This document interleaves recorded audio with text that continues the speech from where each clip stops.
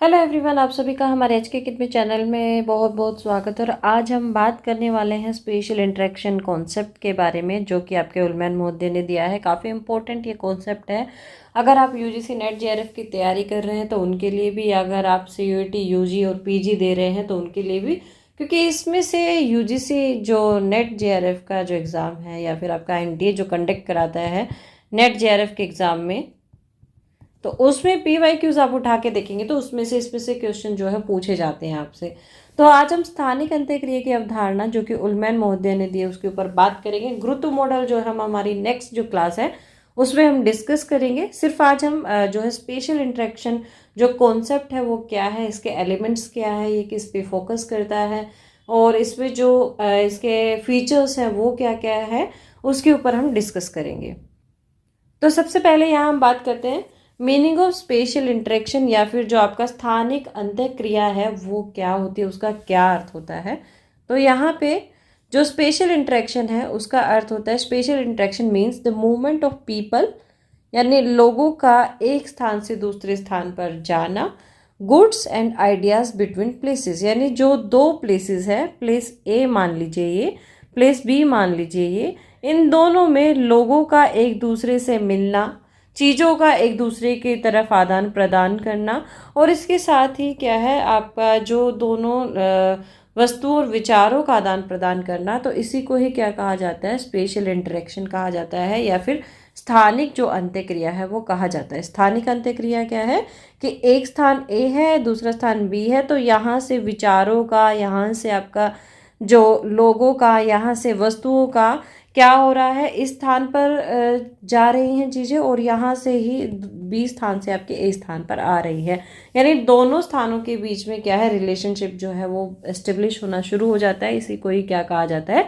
Special interaction कहा जाता है। अब यहाँ पे इम्पोर्टेंट है कि स्पेशल इंटरेक्शन में क्या क्या चीज़ें आती हैं। जैसे एग्जाम्पल्स के तौर पर हम देखें कि दो, यानी ए स्थान और बी स्थान के बीच में जो इंटरेक्शन है वो कैसे होता है। तो सबसे पहले क्या है कि माइग्रेशन।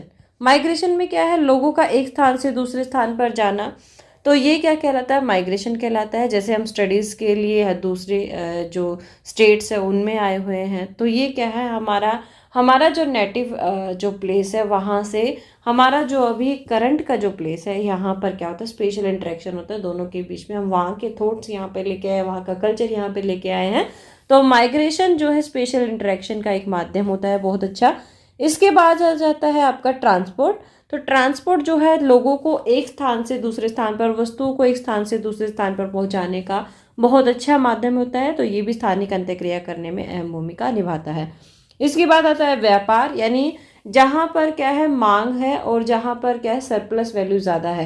यानी मान लीजिए कि ए जो प्लेस है इस पे सरप्लस वैल्यू है और दूसरे प्लेस पे उसी सरप्लस वैल्यू की क्या है डिमांड है, तो दोनों के बीच में क्या होगा, व्यापार होगा। दोनों के बीच में व्यापार होने से इंटरेक्शन होगा। इसी के साथ ही कम्युनिकेशन। कम्युनिकेशन बहुत इंपॉर्टेंट है दो स्थानों के बीच में जुड़ाव के लिए या दोनों स्थानों के बीच में स्थानिक अंत्यक्रिया के लिए। तो ये आप लोगों को ध्यान रखना है कि इसकी मेन जो फीचर्स हैं या जो स्थानिक अंत्यक्रिया है वो उसके एग्जाम्पल्स क्या क्या हैं आपके, क्या है, माइग्रेशन है, ट्रांसपोर्टेशन है, ट्रेड है और कम्युनिकेशन। चार मेन इंपॉर्टेंट यहाँ पे जो एग्जाम्पल्स मैंने यहाँ पे दिए हैं आपको इंटरेक्शन के लिए। अब उलमैन का कॉन्सेप्ट जानने की कोशिश करते हैं कि उलमैन महोदय जो है वो क्या कहते हैं। तो उलमैन महोदय जो है स्पेशल इंटरेक्शन का जो ये कॉन्सेप्ट है वो 1954 में लेके आते हैं, यानी 1954 में जो है ये कॉन्सेप्ट देते हैं। और यहाँ उलमैन जो है वो तीन कंडीशन जो है वो स्पेशल इंटरेक्शन की बताते हैं, यानी स्थानिक अंत्यक्रिया के लिए क्या है, तीन शर्तें वो बताते हैं। और ये तीन शर्तें क्या हैं, एक क्या है आपका कॉम्प्लीमेंट्री जो रीजन है या वो, दूसरा क्या है इंटरवीनिंग अपॉर्चुनिटी, और तीसरा क्या है ट्रांसफरेबिलिटी। अब इन तीनों के बारे में हम देखेंगे कि क्या क्या ये तीनों हैं या इनके बीच इनके जो कॉन्सेप्ट है उसमें क्या क्या उलमैन महोदय ने बताया है। तो यहाँ पे उलमैन का जो ये ट्रायंगल डायग्राम है इसमें ये क्या बताते हैं कि सबसे पहले कॉम्प्लीमेंट्री, और उसके बाद क्या है आपका इंटरवीनिंग अपॉर्चुनिटी, उसके बाद क्या है ट्रांसफरेबिलिटी। और तीनों को अगर हम इंटरेक्शन डिपेंड के फैक्टर्स देखें तो तीनों के फैक्टर्स ही आपके क्या है, ये तीनों ही हैं, यानी आपका कॉम्प्लीमेंट्री रीजन, उसके बाद ट्रांसफरेबिलिटी और तीसरा है इंटरवीनिंग अपॉर्चुनिटी। ये तीनों की तीनों क्या है, these are the major factors for the interaction. तो यहाँ पे कॉम्प्लीमेंट्री में क्या है आपका डिमांड और सप्लाई वाला रूल जो है लागू होता है। इंटरवीनिंग अपॉर्चुनिटीज़ में आपका एक मध्यांतर या मध्यवर्ती जो स्थान है वो इसमें भूमिका निभाता है। और ट्रांसफरेबिलिटी में क्या है, दो स्थानों के बीच में वहाँ पे जो मेजर फैक्टर्स है उनका अहम रोल होता है कि कैसे वहाँ पे ट्रांसपोर्ट कोस्ट जो है वो कम रहे। तो इनको एक एक करके हम अच्छे से देख लेते हैं एक्सप्लेनेशन के साथ। तो सबसे पहले हम कॉम्प्लीमेंट्री के बारे में समझने की कोशिश करते हैं। यहाँ पे दो मेजर एस्पेक्ट है कॉम्प्लीमेंट्री रीजंस के। तो यहाँ पे एक तो होता है सप्लाई रूल और दूसरा होता है डिमांड। यहाँ पे सप्लाई कौन करेगा? सप्लाई वो रीजन करेंगे जिसके पास क्या होगी, सरप्लस वैल्यू होगी। सरप्लस वैल्यू यानी क्या है, अधिकतम उत्पादन जो करेगा। तो अधिकतम उत्पादन करने वाला क्या है, वो अपने सामान का क्या करेगा, उसको बाजार में बेचने के लिए तत्पर रहेगा। अब यहाँ पे इसको खरीदेगा कौन, सरप्लस वैल्यू को। यहाँ पे जिस रीजन में डिमांड होगी वो इसको खरीदने के लिए तत्पर रहेगा। अब डिमांड कहाँ पे होगी या फिर मांग जो है कहाँ पे होगी, जिस रीजन में क्या है, जो भी प्रोडक्ट है या जो भी वस्तु है उसकी कमी होगी। तो फिर एक चैनल बनता है या एक लिंक बनता है इन दोनों रीजन्स के बीच में, यानी सरप्लस वैल्यू का ए रीजन और जो आपका डिमांड वैल्यू है जो इसका बी रीजन, इन दोनों के बीच में क्या है आपका एक इंटरेक्शन बनता है। तो यहाँ से क्या होता है, एक आपका मांग और आपूर्ति के बीच में संबंध बनना शुरू हो जाता है। तो पहली कॉम्प्लीमेंट्री स्टेज जो है आपके उलमैन महोदय हैं ये बताते हैं कि आपका सप्लाई एंड डिमांड का जो रूल है वो यहाँ पे लागू होता है। और इसमें अगर हम एग्जांपल्स के तौर पे देखें तो विलेजेस में जैसे क्या है आपका एग्रीकल्चर प्रोडक्शन होता है। तो विलेजेस से आपको क्या मिलता है, एग्रीकल्चर प्रोडक्शन जो है सिटीज़ में मिलता है। और सिटीज़ आपको क्या प्रोवाइड कराती है कि विलेजेस में जो एग्रीकल्चर प्रोडक्ट सरप्लस निकला है या फिर जो आपके पास प्रोडक्ट्स है आपके जो भी आप वहाँ पे उत्पादन कर रहे हैं तो वो आपके सिटी मार्केट में आप बेच सकते हैं। और साथ ही सिटी मार्केट से आप क्या है आपकी ज़रूरत का जो सामान है उसको ले सकते हैं। इसी तरीके से ही हम देखें तो फैक्ट्रीज में क्या है आपको फिनिश गुड्स मिलते हैं या फिर जो उत्पादित वस्तुएं हैं वो मिलती हैं।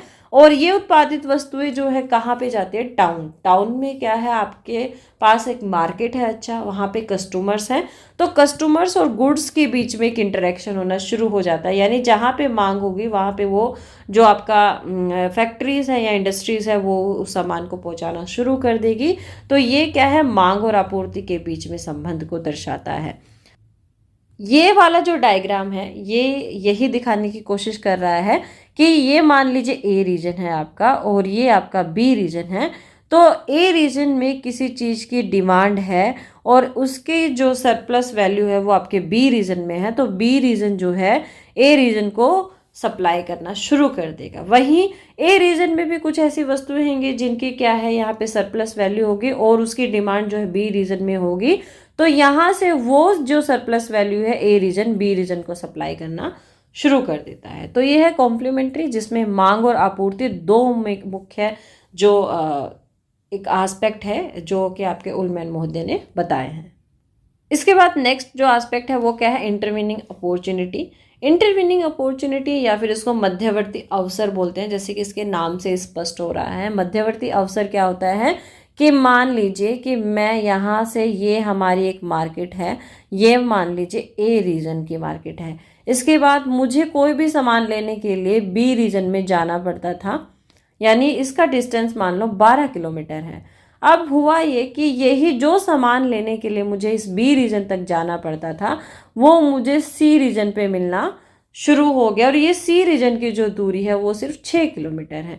अब मैं 12 किलोमीटर दूर ना जाके मैं कहाँ जाना प्रेफर करूँगी, मैं इस 6 किलोमीटर वाले रीजन में यानी सी रीजन में जो ज़रूरत का सामान मुझे वो इतनी दूर से मिल रहा था वो ज़रूरत का सामान मुझे ये जो रीजन है ये प्रोवाइड करा रहा है। तो इसलिए क्या है, जो सी रीजन यहाँ पर है वो क्या काम कर रहा है, आपका मध्यवर्ती अवसर का काम कर रहा है, यानी हमारे लिए क्या है बेहतर विकल्प जो है वो क्रिएट कर रहा है। तो यहाँ पे एक जो इंटरेक्शन शुरू हो जाएगा वो इंटरेक्शन क्या शुरू होगा कि ए रीजन जो है वो बी रीजन की तरफ ना अट्रैक्ट होके वो सी रीजन से क्या है अपना जो इंटरेक्शन है वो करना शुरू कर देगा। तो इसको ही क्या कहा है उलमैन महोदय ने, इंटरवीनिंग अपॉर्चुनिटी कहा है।